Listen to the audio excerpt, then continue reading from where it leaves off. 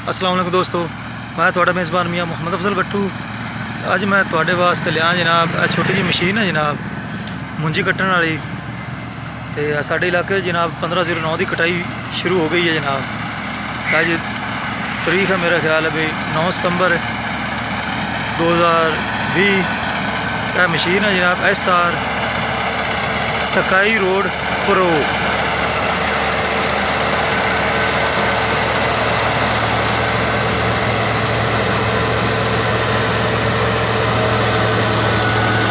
इस दी जनाब कटाई वेख सकते जी दोस्तों।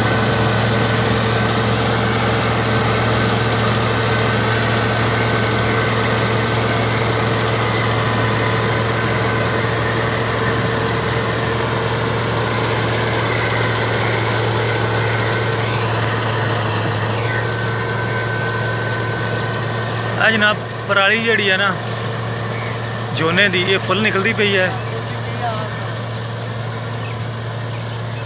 तो तुसी वेख सकते जी जनाब, तो लगता टैंकी फुल हो गई है।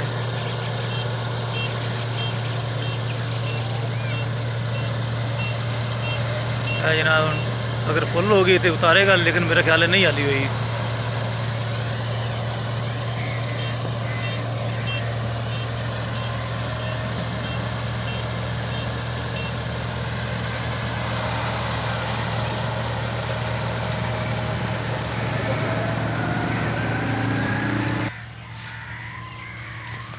दोस्तों जिस तरीके तो मैं दसिया भी 1509 की कटाई शुरू हो गई है।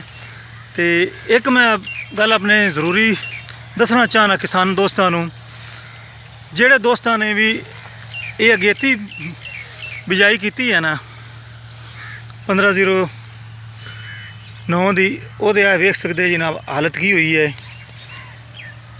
पोट बन गई दोस्तों, अद्धे चावल ने अद्धी पोट है, अद्धे चावल अद्धी पोट, लिहाजा जमींदारां का नुकसान ही नुकसान है। तो ये जी किस्म है ना, ये अगर तुसी ज़्यादा आमदन लेनी है तो साढ़े इलाके में जिन्होंने लोगों ने विसाख दे विच देसी महीना विसाख ये बीजी सी ना इरीफाइना दे नाल 1509, उन्होंने दे आए ने 45 तो 50 मन फी किले की एवरेज। तो जेड़े दोस्तों ने इन्होंने लगाया है जेठ या हाड़ तो वह ये हाल होया है। अगर कोई किसी दोस्त ने लगाई है जनाब 20 हाड़ तो बाद लगांदा या पहली सावन में, फिर ये कामयाब है। अगर 20 हाड़ तो पिछे पिछे इसकी काश्त करता है तो फिर कामयाब है जी। अगर इनू जेठ बिजाई इसकी करता है, मसलन भी लाभ लगांदा है, दूसरी साइड पर लाभ जो तैयार हो जाती है, दूसरा पनीरी तो उन्हें मुंतकिल करना होंदा है। तो वेख सकते जी यदा हाल ये लगे हुए ने जनाब। पनीरी की गल नहीं कर रहा, पनीरी जो मुंतकिल करने हैं ये लगे हुए ने जनाब जेठ विसाख तो आंदा जेठ। तो जेड़े दोस्तों ने विसाख दे लगाए ने उन्होंने कामयाब होए ने, तो जिन्हों ने जेठ च लगाए ने उन्होंने यह पोजीशन है। तो मेरा ख्याल है भी ये अद्धे मुंजी है तो अद्धी पोट है। तो इस वास्ते मैं अपने दोस्तों को रिक्वेस्ट करना भी अगे तो जिन्हें भी 1509 बीजना है वो याद फिर विसाख के बीज लवन, फिर वह फायदा आएगा। क्योंकि पिछले साल भी साढ़े इलाके इनका मामला होया सी, इस बारी फिर मसला आ रहा है। तो जिन्होंने अगर बीजी इनू 20 हाड़ तो बाद 20 हाड़ शुरू कर देवन पहली सावन तो बाद या पहली सावन के फिर जनाब यदि 45 40 तो 50 मन एवरेज आ जाएगी। तो जे अगर किसी दोस्त ने जेठ हाड़ शुरू जेठ का महीना पूरा तो हाड़ 20 तक किसी लगाई तो इस तरीके होने का खतरा होएगा, तो ये जनाब नुकसान ही है। फिर जमींदार जनाब ना परेशान होंगे ने, तो जमींदारों का फिर वाली वारस कोई नहीं है, ये सारा ही पता है। अपने पाकिस्तान में किसानों की कोई पुछ प्रीत ही कोई नहीं हैगी। अगर किसानों की फसलों नुकसान होंदा है, किसी किस्म की कोई इंश्योरेंस नहीं हैगी। अगर इंश्योरेंस हो तो उम्मीद लगती भी किसान चलो जी कुछ ना रिलीफ मिलेगा, लेकिन अफसोस पाकिस्तान में इस तरह का ज़राई मुल्क है ਤੇ ਜ਼ਰਾਈ ਮੈਂਬਰ ਬੈਠੇ ਨੇ ਅਸੈਂਬਲੀਆਂ ਵਿੱਚ ਵੀ, ਵਜ਼ੀਰ ਵੀ ਜ਼ਮੀਂਦਾਰ ਕਿਸਾਨ ਹੀ ਹੈਗੇ ਨੇ ਤਕਰੀਬਨ। ਲੇਕਿਨ ਅਫਸੋਸ ਉੱਥੇ ਜਾ ਕੇ ਨਾ ਉਹ ਗੂੰਗੇ ਬਹਿਰੇ ਹੋ ਜਾਂਦੇ ਨੇ ਤੇ ਕਿਸਾਨ ਦੇ ਹੱਕ ਵਿੱਚ ਆਵਾਜ਼ ਨਹੀਂ ਉਠਾਉਂਦੇ। ਤੇ ਜਿਸ ਤਰੀਕੇ ਤੁਸੀਂ ਜਾਣਦੇ ਹੈਗੇ ਚਾਵਲ ਦੀ ਫਸਲ ਵਾਸਤੇ ਨਾ ਸਾਨੂੰ ਬਹੁਤ ਜ਼ਿਆਦਾ ਜ਼ਰੂਰਤ ਹੈ ਪਾਣੀ ਦੀ। ਤਾਂ ਅਫਸੋਸ ਸਾਡੇ ਮੁਲਕ ਦੇ ਵਿੱਚ ਜਨਾਬ, ਅਗਰ ਕੋਈ ਬੰਦਾ ਕਹਿੰਦਾ ਵੀ ਮੈਂ ਡਿੱਗੀ ਲਵਾਉਣੀ, ਮੋਟਰ ਬਿਜਲੀ ਵਾਲੀ ਲਗਵਾਉਣੀ ਹੈ, ਤੇ 5-6 ਲੱਖ ਰੁਪਈਆ ਭਰਨ ਤੋਂ ਬਾਅਦ ਐਕਸਟਰਾ 50,000 ਰੁਪਈਆ ਰਿਸ਼ਵਤ ਦਿੱਤੀ ਜਾਂਦੀ ਹੈ ਤੇ ਫਿਰ ਜਾ ਕੇ ਮੋਟਰ ਚਾਲੂ ਹੁੰਦੀ ਹੈ। ਤੇ ਅਫਸੋਸ ਹੈ, ਹਾਲਾਂਕਿ ਕਈ ਮਮਾਲਕ ਦੇ ਵਿੱਚ ਨਾ, ਦੂਸਰੇ ਮੁਲਕਾਂ ਦੇ ਵਿੱਚ ਕਿਸਾਨਾਂ ਨੂੰ ਗੌਰਮੈਂਟ ਟਿਕਾਣੇ ਕਹਿੰਦੀ ਹੈ ਡਿੱਗੀਆਂ ਜਾਂ ਮੋਟਰਾਂ ਲਗਾਓ ਤੇ ਉਹਨਾਂ ਨੂੰ ਰਿਲੀਫ ਪਹੁੰਚਾਉਂਦੇ ਨੇ। ਤੇ ਸਾਡੇ ਵੇਲੇ ਉਲਟੀ ਕੰਮ ਹੈ, ਅਗਰ ਡਿਮਾਂਡ ਨੋਟਿਸ ਭਰ ਵੀ ਦਿੱਤਾ ਜਾਵੇ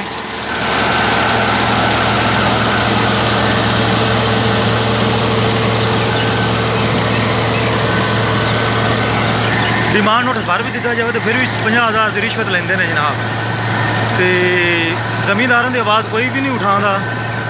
ਤੇ ਮੇਰਾ ਖਿਆਲ ਹੈ ਵੀ ਸਾਰੇ ਦੋਸਤਾਂ ਨੂੰ ਚਾਹੀਦਾ ਹੈ, ਜਿੰਨੇ ਵੀ ਹੈਗੇ ਨੇ, ਜਦੋਂ ਵੀ ਇਲੈਕਸ਼ਨ ਆਵਣ, ਜਿਹੜੇ ਵੀ ਨੁਮਾਇੰਦੇ ਆਵਣ ਤੁਹਾਡੇ ਕੋਲ ਵੋਟ ਮੰਗਣ, ਤਾਂ ਉਹਨਾਂ ਅੱਗੇ ਤੁਸੀਂ ਆਪਣੇ ਜਿਹੜੀਆਂ ਮੁਸ਼ਕਲਾਤਾਂ ਦੱਸੋ। ਇੱਕ ਤਾਂ ਇੰਸ਼ੋਰੈਂਸ ਵਾਲਾ ਮਾਮਲਾ ਹੋਵੇ, ਅਗਰ ਕੁਦਰਤੀ ਆਫਾਤ ਨਾਲ, ਬਾਰਿਸ਼ਾਂ ਨਾਲ ਜਾਂ ਸੈਲਾਬ ਨਾਲ ਤੁਹਾਡੀਆਂ ਫਸਲਾਂ ਖਰਾਬ ਹੁੰਦੀਆਂ ਨੇ, ਤਾਂ ਫਿਰ ਉਸ ਦਾ ਜਿਹੜਾ ਨਾ ਗੌਰਮੈਂਟ ਉਹਨਾਂ ਨੂੰ ਕੁਛ ਨਾ ਕੁਛ ਰਿਲੀਫ ਦੇਵੇ। ਤੇ ਉਮੀਦ ਹੈ ਵੀ ਮੇਰੇ ਦੋਸਤਾਂ ਨੂੰ ਮੇਰੀ ਗੱਲ ਦੀ ਸਮਝ ਆ ਗਈ ਹੋਵੇਗੀ।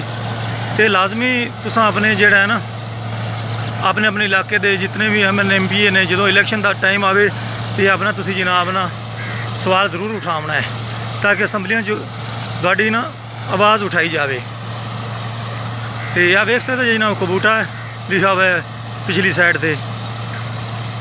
ਇਹ ਛੋਟੀ ਮਸ਼ੀਨ ਹੈ ਦੋਸਤੋ, ਤੇ ਇਹਦੀ ਕਟਾਈ ਜਿਹੜੀ ਹੈ, ਇਸ ਦੇ ਬਾਰੇ ਵੀ ਗੱਲ ਕਰ ਲਈਏ। ਦੂਸਰੀ ਵੱਡੀ ਮਸ਼ੀਨ ਦੀ ਨਿਸਬਤ ਇੱਕ ਤਾਂ ਪਰਾਲੀ ਕੰਮ ਆ ਜਾਂਦੀ ਹੈ, ਇੱਕ ਇਹਦੀ ਕਟਾਈ ਥੱਲੋਂ ਹੁੰਦੀ ਹੈ, ਇਜ਼ਾਫੀ ਟੋਕਾ ਨਹੀਂ ਮਾਰਨਾ ਪੈਂਦਾ। ਤੇ ਟੋਕਾ ਵਾਲੇ ਵੀ ਅਗਰ ਕਿਰਾਏ 'ਤੇ ਲਵਾਈਏ ਤਾਂ 1,000 ਫੀ ਕਿੱਲੇ ਦਾ ਲੈਂਦੇ ਨੇ। ਤਾਂ ਸਕਾਈ ਰੋਡ ਆਉਂਦੀ ਹੈ ਜਨਾਬ SR 55।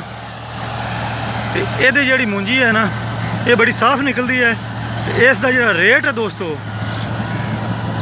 ਇਸ ਦਾ ਰੇਟ ਵੱਡੀ ਹਾਰਵੈਸਟਰ ਨਾਲੋਂ ਕਮ ਅਜ਼ ਕਮ 25 ਤੋਂ 30 ਰੁਪਈਆ ਫੀ ਮਣ ਦਾ ਜ਼ਿਆਦਾ ਮਿਲਦਾ ਹੈ।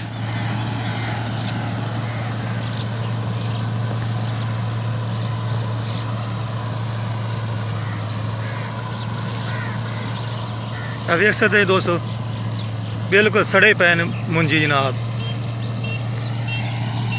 ਅੱਧੇ ਚਾਵਲ ਅੱਧੀ ਪੋਟ, ਅੱਧੇ ਚਾਵਲ ਅੱਧੀ ਪੋਟ। ਸਿਰਫ ਜੇਠ ਵਿੱਚ ਇਹਦੀ ਬਿਜਾਈ ਦੀ ਵਜ੍ਹਾ ਬਣੀ ਹੈ।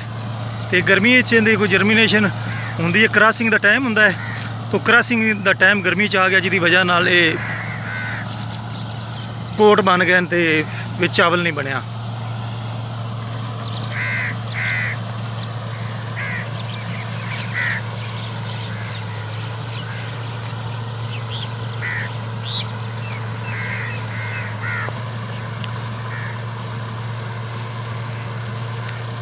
ਵੇਖ ਸਕਦੇ ਜੀ, ਕਮ ਸੇ ਕਮ 3 ਫੇਰੇ ਲੱਗ ਗਏ ਨੇ 1.5 ਏਕੜ ਦੇ, ਬਲਕਿ 2 ਏਕੜ ਨੇ।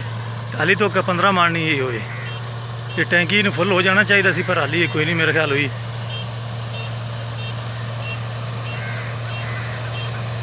ਨਹੀਂ ਹੋ ਸਕਦਾ ਹੋ ਗਈ ਹੈ, ਕਿਉਂਕਿ ਵਾਪਸ ਲਈ ਆਉਂਦਾ ਹਾਰਵੈਸਟਰ ਵਾਲਾ।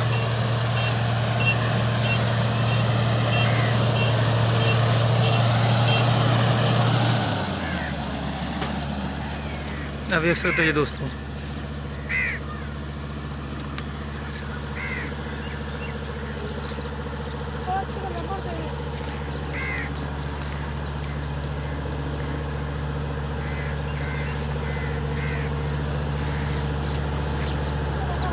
देख सकते जनाब। फिर तो रिजल्ट भी विखावांगे।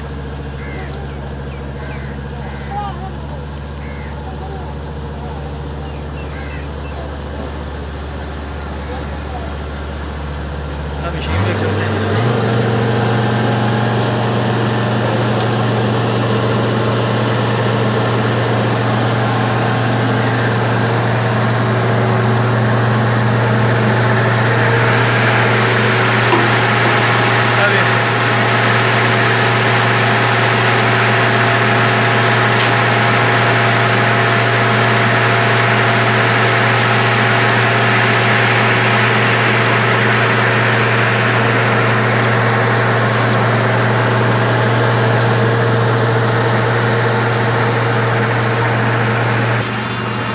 दोस्तों है तो कटाई चेक करवाइए।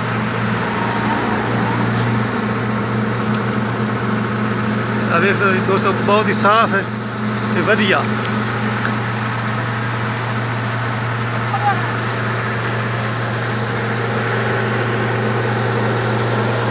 तो हुण मैं तुहाडे दी इजाज़त चाहना, तुहाडा मेज़बान मियाँ मोहम्मद अफजल कट्टू। अल्लाह हाफिज़।